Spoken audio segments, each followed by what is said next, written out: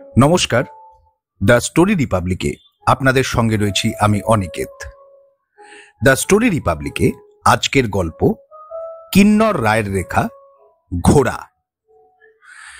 কলকাতায় কয়েকদিন আগেই 43 ডিগ্রি গেছে। ভেবেছিলাম দীঘাতে এসে একটু শান্তি পাবো, কিন্তু কোথায় কি, এখানেও ভয়ঙ্কর গরম, তার সঙ্গে পাল্লা দিয়ে লোডশেডিং। অথচ যেদিন এলাম হাওড়া থেকে বাস ধরে, মানে গতকাল 12ই জুনের ভোর, কি সুন্দর ওয়েদার। ঝমঝম করে বৃষ্টি নেমেছে সকাল থেকে, আকাশ থমথমে মেঘলা, আর সেই বৃষ্টির গুঁড়োয় পৃথিবী কেমন যেন জুড়িয়ে গেল। হাওড়া থেকে বাসে দীঘা আসতে রাস্তাঘাট ফাঁকা থাকলে ঠিক 4.5 ঘন্টা লাগে। 7:45টার বাস 12টা 20-তে নামিয়ে দিল ওল্ড দীঘায়। পথে নদী পড়ল তিনটে নদী বললে ভুল হবে, একটা নদ রূপনারায়ণ। সেসব না হয় হলো, কিন্তু বেলা 12টা 20-তে পুরনো দীঘায় নামা মাত্র সেই ঘোড়াটাকে দেখতে পেল অরুণ মৈত্র। এই এপ্রিলে 56 পূর্ণ করে 57 পড়েছে অরুণ। আমি অরুণ মৈত্র, পশ্চিমবঙ্গ সরকারের ইউডি ক্লার্ক। ঠিক সময়ে রোজ অফিস যাই। বিয়ে থা করা হয়ে ওঠেনি, তাই সুযোগ পেলেই এক কামরার ভাড়ার ঘরে চাবি দিয়ে বেরিয়ে পড়ি। বাবা বলতেন, নিজের বাড়ি কখনো তৈরি করবে না, নিজের বাড়ি মানেই বন্ধন। আজ এটা খারাপ তো কাল সেটার 12টা বেজে গেছে, অতএব বদলাও, লোক ডাকো, টাকা খরচ, সে ভারী ফৈজাতের ব্যাপার। তার চেয়ে অন্যের তৈরি করা ঘরে থাকো, মাস গেলে ভাড়া মিটিয়ে দাও, আর পছন্দ না হলে উঠে যাও। 3 ভাই 2 বোনের মধ্যে আমি ছিলাম সবার ছোট। অরুণের মনে পড়ল, কিন্তু মুশকিল হলো বাস ওল্ড দীঘা বাস স্ট্যান্ডে ঢুকতেই ঘোড়াটাকে দেখতে পেলাম। যেখানেই যাই না কেন এ ঘোড়া আমার পিছু ছাড়ে না। 10 বছর আগে থেকেই এমন হচ্ছে মনে পড়ল অরুণের। সেবার 1 মাসের ছুটি নিয়ে কাশী গেছি। ঘর ভাড়া নিয়ে থাকি সিগড়ায়, কাছেই ভারত সেবাশ্রম সংঘ। রোজই সিগড়া থেকে হেঁটে দশাশ্বমেধে বসি। সেটা চৈত্র মাসের শেষ। বেনারসে তখনও খুব চড়া গরম পড়া শুরু হয়নি, কিন্তু আমি বুঝতে পারছি যে একটু একটু করে বদলে যাচ্ছে চারপাশ, ক্রমশ তাপ বাড়ছে। দুপুরে একটা ভাতের হোটেলে খেতে যেতাম। নিরামিষ খাবার, ভাত, ডাল, তরকারি, শেষ পাতে টক দই, রুটিও পাওয়া যায়। রাতে সেখানেই খাই। কোনো কোনো দিন রুটি কিনে এনে রাবড়ি বা মালাই দিয়েও খাওয়া যায়, চমৎকার লাগে। একদিন দুপুরে খুব গরম। ভাতের হোটেলে খাওয়া সেরে ভাবলাম একটু আস্সি ঘাটে যাব। আস্সি ঘাটে কোনো দেশীয় রাজার তৈরি একটি হাভেলি আছে, বিরাট প্রাসাদ। সেই আলিশান বাড়ির একতলায় একটা ছোটখাটো রিসার্চ সেন্টার আছে। বেটিনা পামার নামে এক জার্মান মহিলা সেই সেন্টারটি চালান। আসলে আলাপ হয়েছিল প্রসন্ন বিদ্যাভূষণের সঙ্গে। তার বাড়ি জঙ্গম বাড়িতে। খুবই ইন্টারেস্টিং মানুষ এই প্রসন্নবাবু। 70 পেরিয়েছেন বেশ কিছুদিন, এখনো দিব্যি টট্টরে। পাতলা পাতলা লম্বা চেহারা, মাথা ভর্তি চুল, তাতে সাদা কম কালো বেশি। গায়ের রং বেশ ময়লা। বেটিনা কাশীর প্রাচীন ইতিহাস এর সঙ্গে সারনাথ নিয়েও কাজ করছেন, অনেক বড় প্রজেক্ট। সেখানেই প্রসন্ন বিদ্যাভূষণ একটা পার্টের অ্যাডভাইজার। প্রায় রোজই যেতে হয় তাকে আস্সি ঘাটে।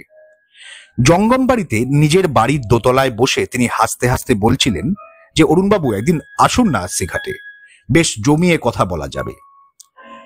ভাতের হোটেল থেকে দুপুরে খাওয়া সেরে নেওয়ার পর মনে হলো ভাড়ার ঘরে ফিরে গেলে সেই তো গরমের কষ্ট, তার চেয়ে যাই না কেন আস্সি ঘাটে, কথা হবে প্রসন্ন বিদ্যাভূষণের সঙ্গে। দুপুরটা ভালো কেটে যাবে। উনি আমায় বলেছিলেন পাশেই নদী গঙ্গা, বুক থেকে ঠান্ডা ঠান্ডা হাওয়া উঠে আসে। তাই ওই হাভেলিতে বসে খুব একটা গরম লাগে না, বরং আরাম লাগে। আস্সি, বাংলায় যাকে অসি বলা হয়, আর করুণা, কোনোটাকেই এখন আর আলাদা করে খুঁজে পাওয়া যাবে না। সময়ের হাঁ দুটো নদীকেই শুষে শেষ করে দিয়েছে। উত্তর বাহিনী গঙ্গার চেহারায় এখনো ভালো নয়, তবু গঙ্গা অ্যাকশন প্ল্যানের পর খানিকটা ড্রেজিং করে প্রসন্ন বিদ্যাভূষণের ভরাট গলা জঙ্গম বাড়ির সেই দোতলার বাতাসে ঢেউ তুলল। পণ্ডিত মশাই এখনো কেমন সোজা হয়ে হাঁটেন, মাথার পেছনে শিখায় বাঁধা গাঁদা ফুল। এসব ছবি পরপর ভেসে আসছে অরুণ মৈত্রের সামনে। আর এই হঠাৎ বেড়ে ওঠা গরমের দুপুরে সিগড়া থেকে 80 ঘাট যেতে একটা সাইকেল রিক্সা দরকার, নয়তো টাঙা কিংবা এক্কা। সাইকেল রিক্সা আশেপাশে দেখা যাচ্ছে না। হু হু করে বাড়ছে গরম, গায়ে ছ্যাঁকা দেওয়া বাতাস দৌড়ে যাচ্ছে এদিক থেকে ওদিক। একবার ভেতর থেকে কে যেন বলে উঠল, এইরকম ওয়েদারে বাড়ি ফিরে যাওয়াই ভালো। যা ভয়ানক গরম পড়েছে, পাথরে তৈরি দোতলার ঘরে লোডশেডিং হয়ে গেলে হাত পাখা টানতে হবে বড়জোর, তার বেশি তো কিছু নয়।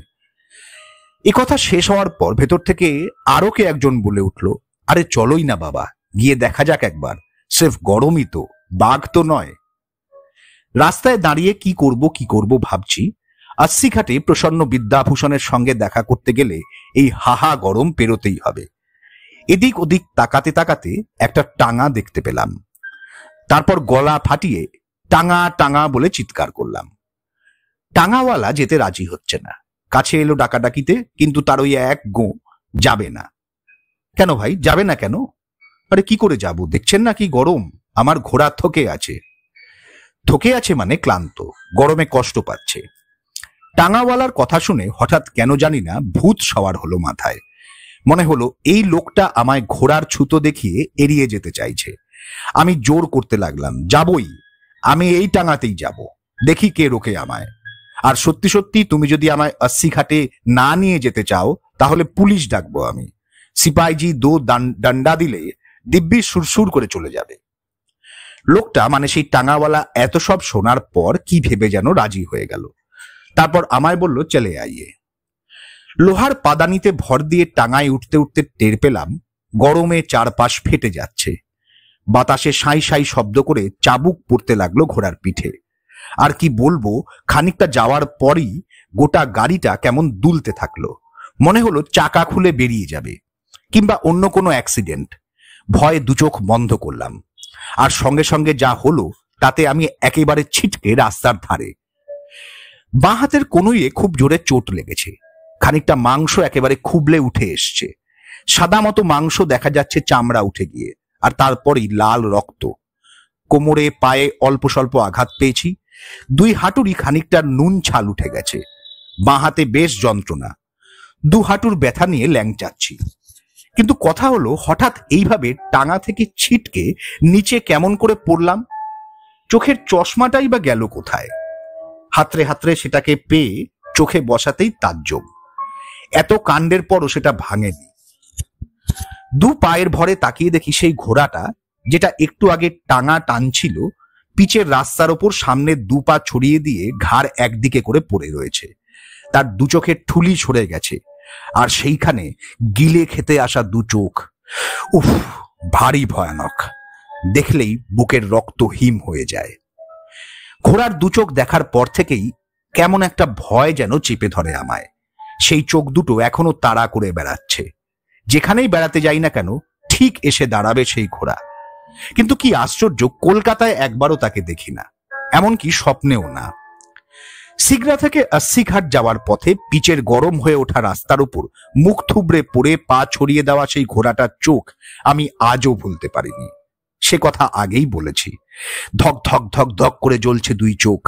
তাদের সামনে কোনো ঠুলির ঢাকনা নেই। টাঙাওয়ালা বেচারিও তো কুমড়ো হয়ে গড়িয়ে পড়ে গিয়েছিল রাস্তার উপর। সে এক তুলকালাম দৃশ্য। ফাঁকা রাস্তা, কিন্তু তবু 2-4 জন করে ভিড় জমাচ্ছে। হাউ হাউ করে কাঁদছে টাঙাওয়ালা। কতটা নিজের চোট আঘাতের জন্য আর কতটাই বা ঘোড়া মারা যাওয়ার শোকে সেটা বুঝতে পারছি না। ভাগ্য ভালো, কোনো ক্ষতিপূরণ দিতে হয়নি সেবারে। পায়ে পায়ে পালিয়ে চলে আসতে পেরেছি। সেদিন আর প্রসন্ন বিদ্যাভূষণ মশাইয়ের কাছে যাওয়া হয়ে ওঠেনি। তারপর অবশ্য আরো দিন 10 বারাণসীতে ছিলাম। সেই ঘোড়া আতঙ্ক সেই থেকে। কলকাতার বাইরে যেখানেই যাই না কেন এক বিশাল কালো ঘোড়া এসে দাঁড়ায়। তার কেশর আগুন রঙের। সেই কেশর ওরে হাওয়ায়। মাথা সামান্য নিচু করে ঘাটটা একদিকে অল্প বাঁকিয়ে সামনের 2 পা মাটিতে ঠোকে ওই ঘোড়া। এই ঠোকাঠুকিতে আগুনের কণা ছিটকে ছিটকে ওঠে। কৃষ্ণবর্ণ অশ্বের কষের 2 পাশ থেকে গড়িয়ে গড়িয়ে নামে সাদা সাদা ফেনা, আর খাড়া খাড়া কান দুটো আকাশের দিকে উঁচু হয়ে থাকে। 2 চোখের ওপর থেকে আপনা আপনি সরে যায় ঠুলি। আর তখন সেই ভয়ানক চোখ দেখতে পাই। চোখের মনির সাদাটে অংশটুকু যেন ঠেলে বেরিয়ে আসছে। সেই চাহনিতে ভয়াবহ রাগ। উফ, কি ভয়ঙ্কর! বেশিক্ষণ তাকিয়ে থাকা যায় না কিছুতেই। দেখতে দেখতে সেই মণি সহ চোখ দূর থেকে শুধু কোটর হয়ে দাঁড়ায়। ঘোড়ার কঙ্কাল মাথা, গোটা শরীরটা ঠিক আছে, শুধু মাথাটুকুই কঙ্কাল। অথচ ঘোড়া আমি ছোটবেলা থেকেই পছন্দ করি। দেখি আর বিস্ময় লাগে, বিস্ময় লাগে আর দেখি। কি চমৎকার দেখতে, তেমনই তার গতি। মনে পড়ে খুব ছোটবেলায় বাবাকে বলতাম, একটা ঘোড়ার বাচ্চা এনে দেবে আমায়? বাবা বলতেন, হ্যাঁ এনে দেব। বলতাম, কেমন ঘোড়া? বাবা বলতেন, সাদা ঘোড়া। আমি বলতাম, সাদা নয়, কালো, আমার কালো ঘোড়া চাই। বাবা বলতেন, তা কেন, সাদাই নাও। আমি বলতাম, না, কালো ঘোড়াই পছন্দ আমার। বাবা বলতেন, বেশ, তাই হবে। তারপর কয়েকটা দিন স্বপ্নের ভেতর দিয়ে যেন কেটে যেত। ঘোড়া নিয়ে আসবে বাবা, এমন একটা বিশ্বাস ভেতর ভেতর বেড়ে উঠত। বাবাকে জিজ্ঞাসা করতাম, ও বাবা, কবে আনবে ঘোড়া? বাবা বলতেন, দাঁড়া, আর একটু বড় হোক। আমি জানতে চাইতাম, আর বড় হোক মানে? এখন কত বড়? বাবা বলতেন, এখন ঘোড়ার ছানা সবে মায়ের পেট থেকে বেরিয়ে পিঁপি করে ডাকে, পাতার ওপর শুয়ে থাকে।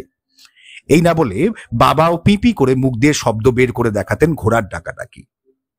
অরুণ মৈত্র পরিষ্কার দেখতে পায় তার বাবা অম্বিকা মৈত্র ভাড়ার ঘরের মেঝেতের ওপর ঘুরে পিঁপি আওয়াজ করতে করতে ঘোড়ার বাচ্চার মতো ডাকাডাকি করে দেখাচ্ছেন। বাবার ঘাড় একদিকে সামান্য কাত করা, তেমন লম্বা নন মানুষটি, পাতলা দোহারা চেহারা, মাথায় ঘন চুলে পাক।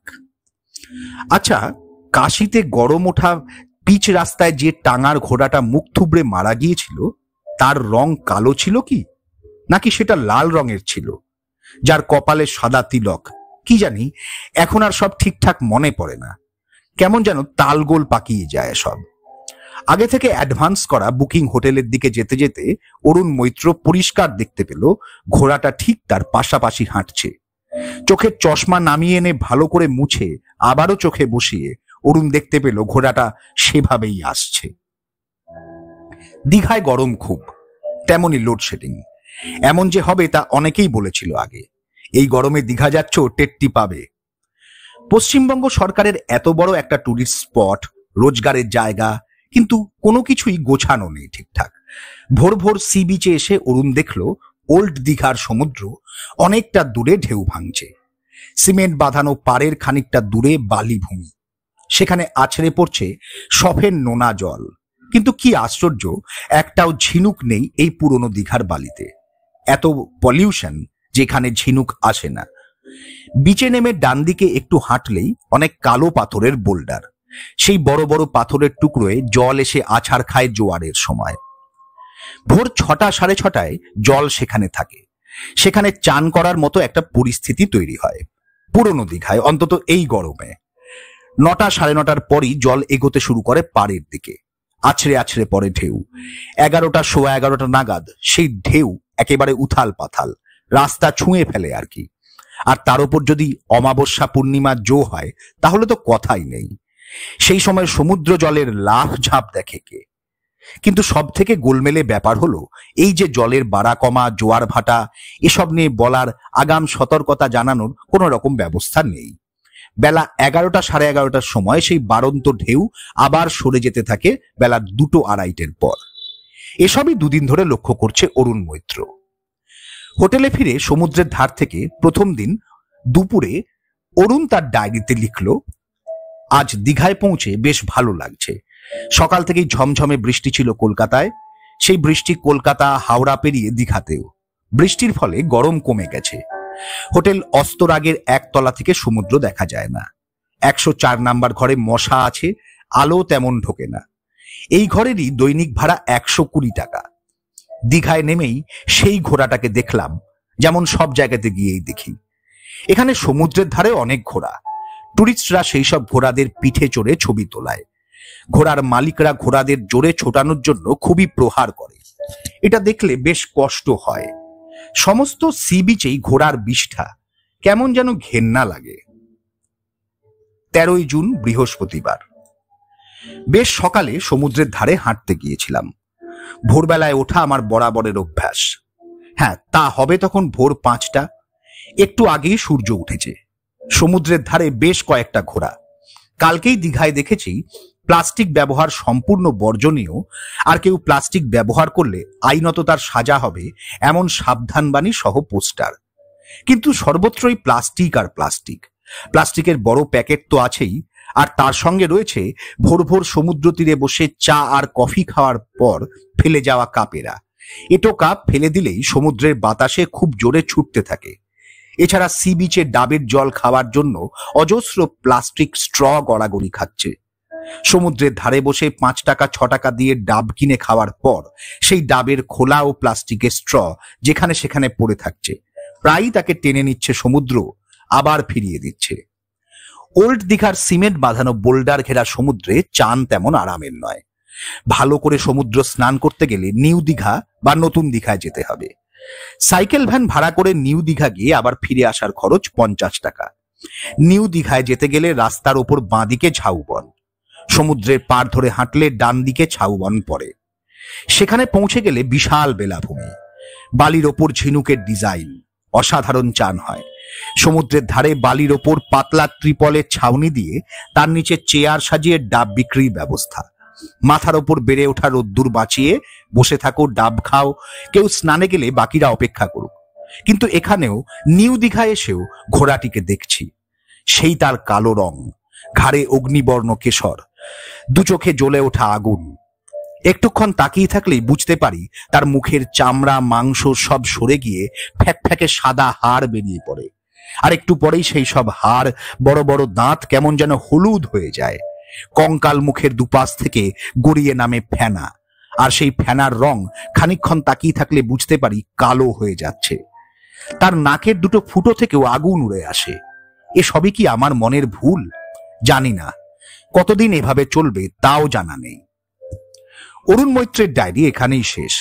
পরের পাতাগুলো ফাঁকা, সাদা। হোটেল অস্তরাগের 104 নম্বর ঘর থেকে অরুণ মৈত্র যেন বাতাসে উবে গেছে। ভোরবেলা ঘরের দরজা যদিও খোলা ছিল, বিছানায় মশারি ছিল টাঙানো। হোটেলের অনেকেই ভেবেছিল উনি বোধহয় সমুদ্রের ধারে বেড়াতে গেছেন। কিন্তু একটু একটু করে বেলা বাড়ার পর সবারই জিজ্ঞাসা বেড়েছে, কোথায় গেল মানুষটা? তারপর খোঁজ আর খোঁজ, খোঁজাখুঁজি, পুলিশের ডায়েরি, কিছুতেই কিছু হলো না। কোনো খবরই পাওয়া গেল না অরুণ মৈত্রর। জনৈক অরুণ মৈত্র, পশ্চিমবঙ্গ সরকারের UD clerk, missing from Digha, still missing. গল্পটা এখানে শেষ হলে মন্দ হতো না। কে জানে কোথায় চলে গেল আমাদের সেই অরুণ বাবু। কিন্তু আমরা একটা শেষ করার কথা ভেবেছি এইভাবে। সেটা হলো বিকেল বিকেল পুরনো দীঘার যে সমুদ্র সৈকত, তা একেবারে ভিড়ে টইটম্বুর হয়ে যায়। সেই ভিড় থেকে যায় প্রায় 9টা 9:30 পর্যন্ত। সকালবেলা কচুরি ভাজা হয় সমুদ্রের কাছাকাছি, সঙ্গে তরকারি। দোকানে খদ্দের ডাকা ছেলেরা সবাইকে নিমন্ত্রণ করে তাদের দোকানে। 4টে কচুরি তরকারি সমেত 5 টাকা। বিকেলে কচুরি হয় না, তার বদলে রোল, চাউমিন, আর আছে মাছ ভাজা। পচা আধ পচা মাছ ভাজার দুর্গন্ধে ভারী হয়ে থাকে সমুদ্রের বাতাস। এসব বিবরণ ডায়েরির গোড়ার দিকে মার্চ মাসের কয়েকটা ফাঁকা পাতায় লিখেছিল অরুণ মৈত্র। পুলিশ দেখেছে। কেন যে জুন ছাড়িয়ে মার্চের পাতায় এসব কথা লিখতে গেল অরুণ, তা কেবল সেই জানে। পুলিশ খুঁজতে খুঁজতে মার্চ মাসের 7 তারিখে দীঘা বিষয়ে অরুণের কিছু নোট পায়। তা এরকম: 1, সকালে কচুরি তরকারি, বিকেলে রোল চাউমিন, 4টে কচুরিতে 1 প্লেট, দাম 5 টাকা। দোকানের সামনে যে ছেলেরা দাঁড়িয়ে খদ্দের ডাকে তারা বলে, আসুন দাদা, দিদি ভাই, আমার এখানে নিমন্ত্রণ। 2, চিংড়ি, পমফ্রেট, ভোলা সব মাছই বিক্রি হয় ভেজে। চিতল মাছের পেটি, এই বলে সার্ডিন মাছ বেচা হয়। ভেটকির নাম করে সমুদ্রের ভেটকি। আর আছে গোটা 10 ইলিশ। পমফ্রেট ছাড়া সব মাছই হলুদ মাখানো। মাছের এক একটা পিস 10 টাকা। চিংড়ির পকোড়া 100 গ্রাম 10 টাকা। মাছের কোয়ালিটি ভীষণ খারাপ, যাকে বলে পচা। 3, দার্জিলিং এ যেমন হয়েছিল তেমনি মুসৌরিতেও সে আবছা কুয়াশার ভেতর থেকে সেই কঙ্কাল মুখ কালো ঘোড়া এসে দাঁড়ালো। তারপর আমায় তাড়া করলো। এসব কথা বিশদে সেই সব বছরের ডায়েরিতে লেখা আছে। পাইন বনের ভেতর থেকে হঠাৎই আচমকা বেরিয়ে এলো সেই বেগবান অশ্ব। শিলংয়েও ঠিক একই রকম হয়েছিল। শহর থেকে একটু দূরে ঝর্ণা দেখতে গিয়েছিলাম। এরকম অনেক টুকরো টুকরো কথা, স্মৃতি, ছবি পাচ্ছি অরুণ মৈত্রের 2002 সালের মার্চ মাসের ফাঁকা পাতায়। দার্জিলিং বা মুসৌরিতে আবছা কুয়াশায় ঢাকা পাইন বনের ভেতর থেকে সেই সাদা করটি সমেত কালো ঘোড়াকে ছুটে আসতে দেখতে পাই। তার ঘাড়ে পাগলা আগুন কেশর রঙের। ঘোড়া দেখে খানিকটা প্রাণ ভয় দৌড়াচ্ছে অরুণ মৈত্র। হালকা হালকা শীতেও তার গা দিয়ে গলগলিয়ে বেরিয়ে আসছে ঘাম। অরুণ মৈত্র ছুটছে, ছুটতে ছুটতে হাঁপাচ্ছে, আবার ছুটছে। কিন্তু এবার দীঘায় কি হলো? একেবারে হারিয়ে যাওয়ার আগে শেষের দিনে কি হয়েছিল কেউ তা বলে দেয়নি আমাদের, কিন্তু ছবিটা মনে মনে কল্পনা করেনি। যদি মেলে তো মিলুক, না মিললে না মিলল, ব্যাস, কি আর করা যাবে। এরকম তো ভেবে নিতেই পারি সকাল সকাল দীঘার সমুদ্রের পাড়ে গিয়ে একটা, দুটো, তিনটে, পরপর অনেকগুলো ঘোড়া দেখেছিল অরুণ। সেই সব ঘোড়ারা নোনা জল, সমুদ্রের ঢেউকে ভয় পায় না, দিব্যি নিজেদের পা ডুবিয়ে দাঁড়িয়ে থাকে। তারপর হঠাৎ হঠাৎ এদিক ওদিক দৌড়ে যায় পিঠে বসা সওয়ারির হুকুম মতো। আমরা ভেবে নিচ্ছি এরকমই ঘোড়ার শাড়ির ভেতর থেকে হঠাৎই বেরিয়ে এলো সেই কালো রঙের অশ্বটি। তুরগের ঘাড়ের কেশর ঘোর অগ্নিবর্ণ, যেন বা সেই আগুন লাফ দিয়ে উঠে যাবে আকাশে, মিলেমিশে এক হয়ে যাবে সূর্যের সাথে। অরুণ দেখতে পেল বরাবর যেমন হয় তেমনি ছুটে আসা ঘোড়ার মুখ থেকে একটু একটু করে খসে পড়তে লাগলো লোম, কালো চামড়া, বেরিয়ে পড়ল সাদা হাড়। তারপর সেই হাড়েরা একসময় হয়ে গেল হালকা হলুদ। ঘোড়া এগিয়ে আসছে, ক্রমশ সামনে আসছে অরুণ মৈত্রর। ষাঁড় বাঁধা হলদেটে দাঁতেরা ছড়কুটে বেরিয়ে আসছে ঘোড়ার মুখ থেকে। কি ভেবে দুপা পিছিয়ে গেল অরুণ। মাথার ওপর তখন সকাল 7টার সূর্য, সি বিচ ভর্তি লোকজন। ঘোড়া জলে ভেজা নরম বালিতে খুরের ছাপ এঁকে দিতে দিতে ছুটে আসছে, ছুটছে, আরো সামনে চলে এলো। অরুণ কিন্তু এবার আর পেছলো না। বরাবর যেমন ভাবে পালিয়ে যায়, ছুটতে থাকে ভয়ে, এবার কিন্তু একেবারেই গেল না সেই রাস্তায়, বরং করলো উল্টোটাই। ঘোড়ার একেবারে সামনে আসতেই তার লাগাম ধরে ঝুলে পড়ল অরুণ। তারপর রেকাবে পা ঠেকিয়ে কোনোমতে উঠে বসলো তার পিঠে। আর তার হাতে তখনই এসে গেল একটা ছোপটি, হয়তো শূন্য থেকেই। আর ঘোড়াও যেন তাই চেয়েছিল। অরুণকে পিঠে পেয়ে চলার গতি বেড়ে গেল তার। আহ্লাদে আরো জোরে শুরু করলো দৌড়তে। দৌড় দৌড় দৌড়, সমুদ্রের দিকে দৌড়ে যাচ্ছে ঘোড়া। অরুণ কিন্তু বেশ সহজভাবে বসে আছে তার পিঠে। সামান্য কসরত করে হঠাৎই সে জলের দিক থেকে ঘুরিয়ে নিল ঘোড়ার মুখ। তারপর তাকে নিয়ে ছুটতে আরম্ভ করলো শহরের দিকে। খানিকটা কংক্রিটের জমি বেরোনোর পর কি মনে হওয়াতে আবারও সমুদ্রের দিকে ঘোরালো ঘোড়ার মুখ। এবার ঢেউ লক্ষ্য করে ছুটে যাচ্ছে ঘোড়া খুব জোরে। তার পায়ের নিচে জল বাড়ছে, জল হাঁটু ছাড়ালো, সেই জল ছুঁয়ে ফেললো ঘোড়ার পেট। কালো রঙের সেই অশ্বকে আরো গভীর জলে বড় ঢেউয়ের কাছে নিয়ে যেতে চাইল অরুণ। ঘোড়ার আগুন রঙা কেশর ততক্ষণে আকাশ ছুঁয়ে ফেলেছে। তার সাদা হাড়ের মুখ দিয়ে গড়িয়ে গড়িয়ে নামছে কালো ফেনা। এসবই ভেবে নেওয়া আমাদের, হয়তোবা নিছক কল্পনাই। কিন্তু অরুণ মৈত্রর কোনো চিহ্ন 13ই জুলাইয়ের পর থেকে আর কেউ খুঁজে পায়নি। এরপর হয়তো এমন হবে কোনো কুয়াশা লাগা আবছা রাতে মাথার ওপর আস্ত হলুদ একখানা চাঁদ ভেসে উঠলে ঝাউবনের ভেতর থেকে বেরিয়ে আসবে এক কালো ঘোড়া।